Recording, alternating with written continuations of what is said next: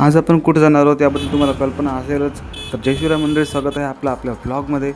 कारण की आपण कालच आपल्या मित्राच्या हळदीचा व्लॉग केला होता आणि आज निघालो आपल्या मित्राच्या लग्नासाठी.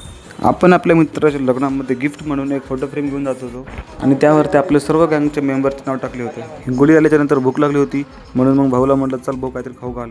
भाऊनं आणला आपल्याला खाण्यासाठी रसगोळा. मग काय रसगोळा खाल्ला आणि निघालो आपण लग्नात दिशेने. आपल्या गाडीमध्ये पेट्रोल लागत होतं म्हणून सगळं टाकतो, गाडीमध्ये पेट्रोल टाकलं आणि पुढचा प्रवास कंटिन्यू करत गेलो. मित्रांसोबत गाडीवर फिरताना मजाही खूपच होती, त्याचबरोबर ऊनही खूप लागत होतं. परंतु उन्हाची काळजी न करता आम्ही धिंगामस्ती करत निघालो होतो रस्त्याने. थोडा प्रवास केल्याच्यानंतर गजू म्हणते चला माझ्याकडून तुम्हाला आज फ्रूट ज्यूस पाजतो. म्हटलं भाऊ चल, आम्हाला काय नको थोडी नाही. ज्यूस पिऊन झाल्याच्यानंतर सगळं अगोदर आम्ही लग्नात येऊन जेवण केलं कारण की भूक पण लागली होती. त्यानंतर आलो नवरदेवाला भेटायसाठी. ते सगळं दिलं सोडून आणि यांनी अगोदरच मस्ती करायला सुरुवात केली. काय करतलं म्हणजे गॅरंटीच नाही. मित्र म्हणजे मित्रच असं शेवटी आणि आपले मित्र तर सांगून फायदाच नाही काही. आणि त्यातमध्ये हा विश्व धिंगामस्ती करायला नंबर 1. कुठं पण धिंगामस्ती करते आणि समोरचं नाव टाकून देते. याचं उदाहरण म्हणजे बालूला जबरदस्ती खांद्यावर घेऊन नाचाला आतमध्ये घेऊन गेलं. मग काय, बालू थोडं ना कमी आहे, आपला बालू पण डॉक्टरच आहे.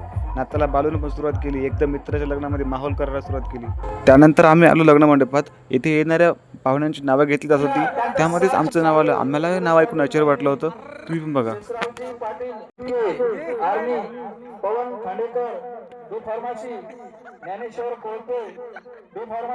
तेवढ्यामध्येच नवरदेव नवरीने लग्न मंडपामध्ये प्रवेश केला आणि हा विवाह सोहळा पार पाडण्यासाठी सुरुवात केली. नवरदेव नवरी राहिले बाजूला आणि ते गणिबाने फोटोशूट करायला सुरुवात केली.